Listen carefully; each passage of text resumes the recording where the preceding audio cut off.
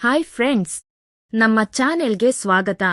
ಸ್ನೇಹಿತರೆ, ನನ್ನ ಜೀವನವು ಸಂಬಂಧಗಳ ಅರ್ಥವೇ ಬದಲಾಗುವಂತಹ ಒಂದು ವಿಚಿತ್ರ ಪಥವನ್ನು ತಲುಪುತ್ತದೆ ಎಂದು ನಾನು ಎಂದಿಗೂ ಊಹಿಸಿರಲಿಲ್ಲ.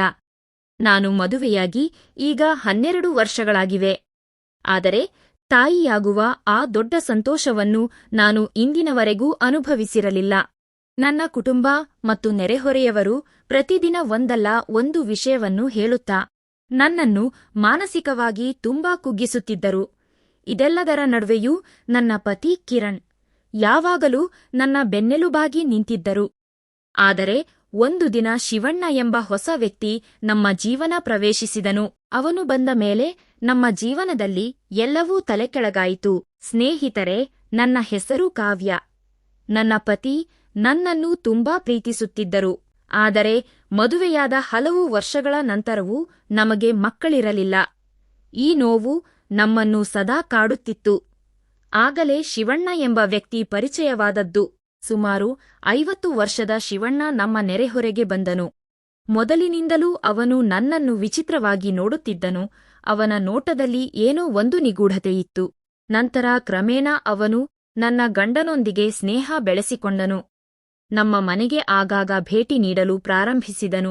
ಅವನು ನನ್ನನ್ನು ವಿಶೇಷ ಕಣ್ಣಿನಿಂದ ನೋಡುತ್ತಿದ್ದಾನೆ ಎಂದು ನಾನು ಭಾವಿಸಲು ಪ್ರಾರಂಭಿಸಿದೆ. ಒಂದು ರಾತ್ರಿ ಕಿರಣ್ ಮನೆಯಲ್ಲಿ ಇಲ್ಲದಿದ್ದಾಗ ಶಿವಣ್ಣ ಇದ್ದಕ್ಕಿದ್ದಂತೆ ನಮ್ಮ ಮನೆಗೆ ಬಂದನು. ಆ ರಾತ್ರಿ ನಡೆದ ಘಟನೆ ನನಗೆ ತುಂಬಾ ನೋವುಂಟು ಮಾಡಿತು. ಅದು ನನ್ನ ಮೇಲೆ ಎಂದಿಗೂ ಮರೆಯಲಾಗದ ಗುರುತು ಬಿಟ್ಟಿತು. ಸ್ನೇಹಿತರೆ, ನನಗೀಗ 35 ವರ್ಷ ವಯಸ್ಸು. ನಾನು ಸುಂದರವಾಗಿದ್ದೇನೆ ಎಂದು ಎಲ್ಲರೂ ಹೇಳುತ್ತಾರೆ. ಬಾಲ್ಯದಿಂದಲೂ ನನ್ನ ಸೌಂದರ್ಯದ ಬಗ್ಗೆ ಅನೇಕ ಪ್ರಶಂಸೆಗಳು ಬಂದಿವೆ. ನೆರೆಹೊರೆಯವರು ನಾನು ಯಾವುದೋ ಶ್ರೀಮಂತ ಕುಟುಂಬಕ್ಕೆ ಸೊಸೆಯಾಗಿ ಹೋಗುತ್ತೇನೆ ಎಂದು ಆ ಸಮಯದಲ್ಲಿ ಹೇಳುತ್ತಿದ್ದರು. ನಮಗೆ 3 ಸಹೋದರಿಯರು ಮತ್ತು ಒಬ್ಬ ಸಹೋದರನಿದ್ದನು. ನಾನು ಎಲ್ಲರಿಗಿಂತ ಹಿರಿಯವಳು. ನಾವು ತುಂಬಾ ಬಡತನದಲ್ಲಿದ್ದೆವು. ನನ್ನ ತಂದೆ ಕಷ್ಟಪಟ್ಟು ಜೀವನ ಸಾಗಿಸುತ್ತಿದ್ದರು. ಅವರ ಎಲ್ಲಾ ಸಂಪಾದನೆಯೂ ನಮ್ಮ ಊಟಕ್ಕೆ ಸಾಕಾಗುತ್ತಿತ್ತು. ನನಗೆ 20 ವರ್ಷ ತುಂಬಿದರೂ ಮದುವೆಯ ಯೋಗ ಕೂಡಿ ಬಂದಿರಲಿಲ್ಲ. ನನ್ನ ತಂದೆ ನನ್ನನ್ನು ಬೇಗ ಮದುವೆ ಮಾಡಿಕೊಡಬೇಕೆಂದು ಬಯಸಿದ್ದರು. ಆದರೆ ವರದಕ್ಷಿಣೆ ಕೊಡಲು ನಮ್ಮ ಹತ್ತಿರ ಹಣವಿರಲಿಲ್ಲ. ನಮ್ಮ ಕುಟುಂಬವು ತೀವ್ರ ಸಂಕಷ್ಟದಲ್ಲಿತ್ತು. ನಾನು ಚಿಕ್ಕವಳಿದ್ದಾಗಲೇ ನನ್ನ ತಾಯಿ ನಿಧನರಾದರು. ನನ್ನ ತಮ್ಮ ಓದನ್ನು ಬಿಟ್ಟು ಕೆಲಸಕ್ಕೆ ಹೋಗಬೇಕಾದ ಅನಿವಾರ್ಯತೆ ಎದುರಾಯಿತು. ನಾನು ಕೂಡ ಮಕ್ಕಳಿಗೆ ಪಾಠ ಮಾಡುವ ಮೂಲಕ ಮನೆಗೆ ಸಹಾಯ ಮಾಡಿದೆ. ಆದರೆ ವಿಧಿಯ ಆಟ ಬೇರೆಯೇ ಇತ್ತು. ಒಂದು ದಿನ ನನ್ನ ತಂದೆ ಇದ್ದಕ್ಕಿದ್ದಂತೆ ಅನಾರೋಗ್ಯಕ್ಕೆ ಒಳಗಾಗಿ ನಮ್ಮನ್ನು ಬಿಟ್ಟು ಹೋದರು. ನಂತರ ನಾವು 4 ಒಡಹುಟ್ಟಿದವರು ಅನಾಥರಾದೆವು. ನಮ್ಮ ವಿದ್ಯಾಭ್ಯಾಸ ಕೂಡ ಅಲ್ಲಿಗೆ ನಿಂತುಹೋಯಿತು. ಒಂದು ದಿನ ನನ್ನ ಚಿಕ್ಕಮ್ಮ ಬಂದು ಒಂದು ಸಂಬಂಧದ ಬಗ್ಗೆ ಹೇಳಿದರು. ಹುಡುಗನ ಕುಟುಂಬ ಚೆನ್ನಾಗಿತ್ತು. ಆದರೆ ನಾವು ವರದಕ್ಷಿಣೆ ಕೊಡಲು ಸಾಧ್ಯವಿಲ್ಲ ಎಂದು ಸ್ಪಷ್ಟವಾಗಿ ಹೇಳಿದ್ದೆವು. ಅದೃಷ್ಟವಶಾತ್ ಅವರು ಒಪ್ಪಿದರು. ಆ ಹುಡುಗನೇ ಕಿರಣ್.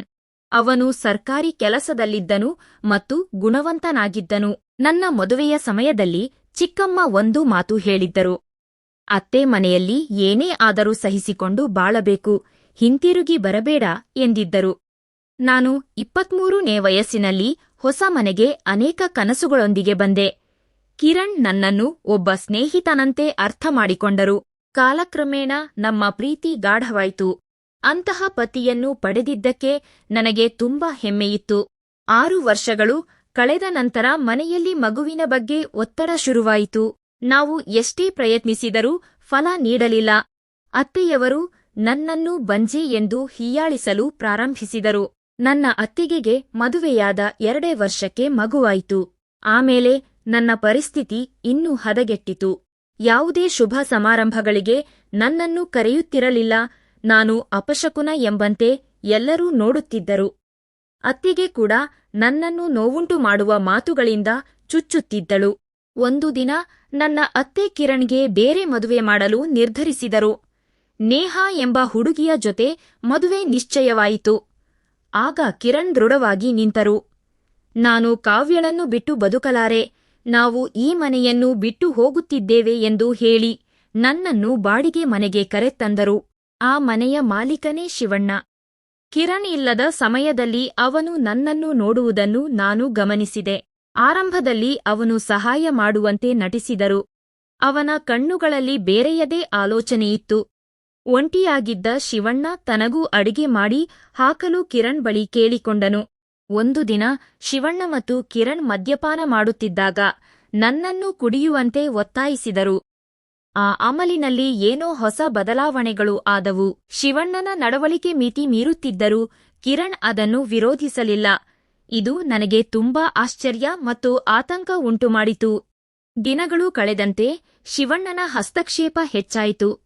ಕಿರಣ್ ಇಲ್ಲದಿದ್ದಾಗ ಅವನು ನನ್ನ ಹತ್ತಿರ ಬರಲು ಪ್ರಯತ್ನಿಸುತ್ತಿದ್ದನು.